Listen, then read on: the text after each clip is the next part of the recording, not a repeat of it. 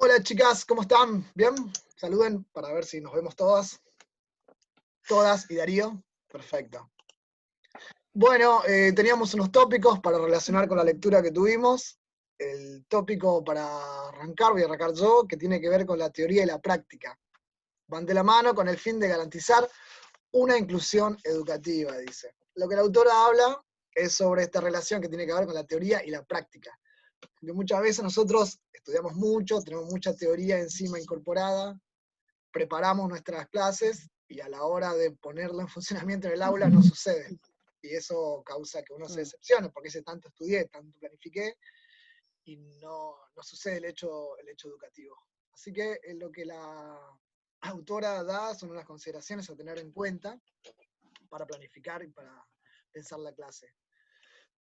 Voy a hacer unos puntos, no todos porque son muchos, y ustedes van a ir interviniendo cuando les parezca.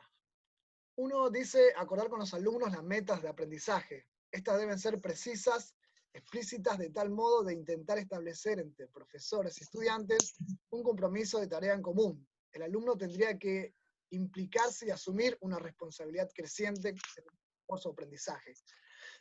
Esto tiene que ver cuando armamos una clase, tenemos que tener en cuenta que los alumnos también participen, porque a veces preparamos una hermosa clase y termina siendo una clase exponencial, es decir, unidireccional.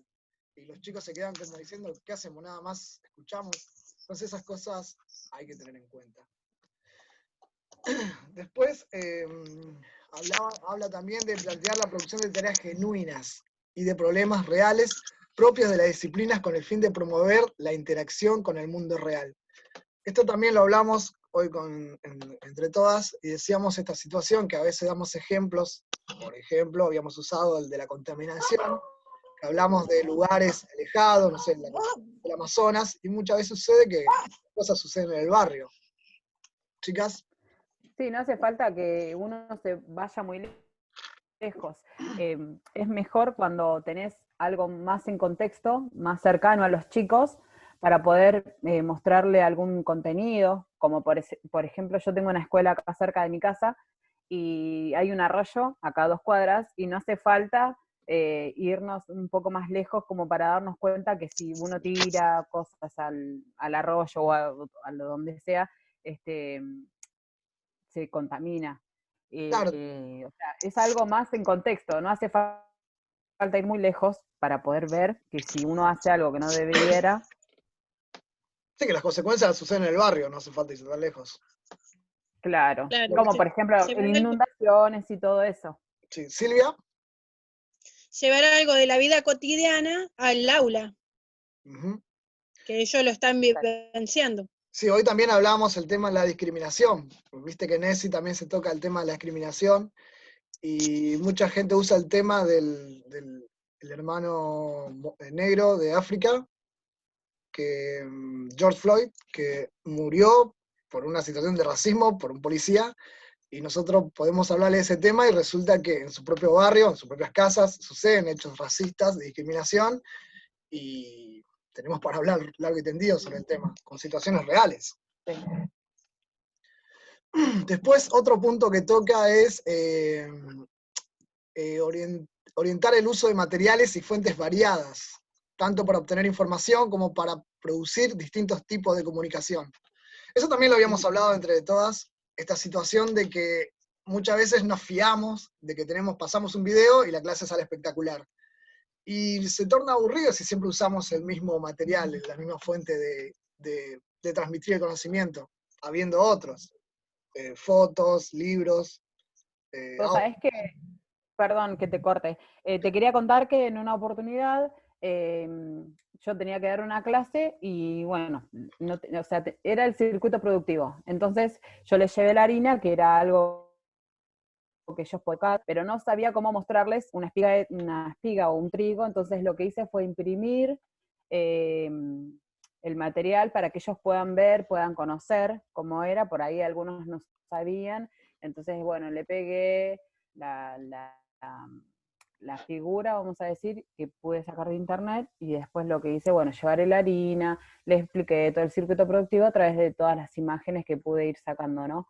Y en concreto lo que sí fue tocar la harina. Después, bueno, comieron dulce de leche con pan y todo lo demás, que eso también podía explicárselo, que era a través del circuito productivo, pero de otras maneras, de otras cosas, venía de, por ejemplo, de la vaca, Claro. esto en este caso fue del trigo. Perfecto. Claro, eso le da el pie también a la virtualidad como También. herramienta de trabajo, ¿no? También. De aprendizaje, porque hay mucho material que podés sacar de ahí, lo que es la página web, los celulares. Ahora los chicos tienen todos celulares, entonces es como que lo tienen ya incorporado. Había uno de los tips, hablaba de eso, ¿no, Silvia? Sí, bueno, que a partir del 2000, que son la generación del millennial, que es la virtualidad, hay mucha tecnología. Ahora, antes ibas a manuales, cosas concretas, como libros, manuales, y ahora con la tecnología que se va adaptando a los tiempos que van corriendo, se va ingresando nuevo material constantemente. Sí. Tanto nosotros como alumnos y los maestros también tienen mucho material, como videos, como imágenes, como material, como textos también. Entonces, esa es una nueva herramienta que se incorpora a todos nosotros como alumnos y como docentes también. Sí. Gabriela, más ahora, ¿no? Sí. Con toda esta situación de pandemia, que todas las clases son virtuales. Que se está usando mucho lo que es la parte virtual, ¿no? Claro. Eso nos pasa, por ejemplo, con la búsqueda de información, cuando le damos a los chicos que busquen cierta información, eso a nosotros no nos garantiza que el chico tiene una construcción del conocimiento. Exactamente. Porque yo, por ejemplo, le digo, a ver, búsquenme información, vamos a tocar el tema que dijo Vero, del circuito productivo. Va a la casa, busca en internet, pega, corta y pega, como hacen muchos, pero después en el aula, cuando queremos exponer ese tema o que nos expliquen, los chicos no nos saben explicar, pero justamente porque ellos copian y pegan y no saben realmente qué es una información bien y ni repiten todo lo que escribieron, y si vos le preguntas, bueno, pero explícame con tus palabras, no lo saben hacer. Sí, bueno. Entonces, las autoras Anijovic y Mora mencionan esto de la búsqueda que se debe convertir en una exploración, o sea, el docente los tiene que acompañar, los tiene que guiar para que ellos puedan ir construyendo su conocimiento. Y ver el grado de aprendizaje también, que ellos fueron incorporando los conocimientos, claro. No solo cortar y pegar, que les quede un contenido. Claro, sería lo ideal. Exactamente. Sí. Bueno, voy con los otros puntos. Hay dos puntos que son diferentes, pero más o menos se relacionan, que dice elaborar dispositivos de diferenciación según el contenido, según los aprendices y según el contexto. Y después otro punto dice favorecer diferentes usos de tiempo, los espacios y la forma de agrupamiento. Es decir, si vamos a armar una clase, tenemos que tener en cuenta a quién vamos a dar la clase, en el lugar que vamos a dar la clase, al grupo de alumnos que vamos a dar la clase, los tiempos, los espacios, cómo agruparlos, todo eso hay que tener en cuenta. Eso hoy Silvia también comentabas eso, de que a veces, Vero, de que a veces haces una clase en un grupo, sale perfecto, y en otro grupo no sale, y a veces digo, pero ¿cómo puede ser? Vero. Claro, también... ¿O Silvia? También hay que tener en cuenta los tiempos, por si tenés algún recreo o alguna hora especial, entonces no te da el tiempo para desarrollar bien la clase. Y sí, ha pasado más de una vez que planificás y algo que pensaba que eran 2 minutos, termina siendo toda la clase. O hasta incluso puede llegar a pasar que se corte la luz, que no haya agua, que bueno, son cosas que uno no está fuera de manejar eso. Y bueno. Claro, eso es lo que habla la autora. Da estas, yo digo tips, pero son como puntos a tener en cuenta, de lo que uno puede manejar, puede llegar a manejar. Después hay cosas que, bueno, se nos va de las manos. Un paro, un corte de luz, como dice Gaby. Sí. Bueno, después la autora habla también de que nosotros como maestros tenemos que algún autoevaluarnos inconveniente siempre. de momento. Perdón, Silvia. Que puede suceder algún inconveniente de momento y se te fue la clase de las manos también. Pasa todo el tiempo. Bueno, después ¿cómo se llama otro tip? Habla de la autoevaluación como maestro, con los pares, no quedarse como que uno ya la sabe todo. Esta relación también con los alumnos, ¿no? El constante, uno también tiene que ir informándose y formándose, las dos cosas. Bueno, para ir cerrando más o menos, lo que la autora habla de que todos estos tips que fue dando, no hay que usarlos separados, sino que hay que tener en cuenta todos y ver qué herramientas no son más útiles y cuáles no. Y ella habla de algo muy importante. Dice, las estrategias no se diseñan en el vacío. A la hora de tener estos tips y pensar una estrategia, tenemos que tener en cuenta que no va a ser en el vacío, sino va a ser a personas, pequeños, alumnos, y todo eso hay que tener en cuenta, al grupito que vamos a tener. ¿Ustedes en sus prácticas les pasó eso?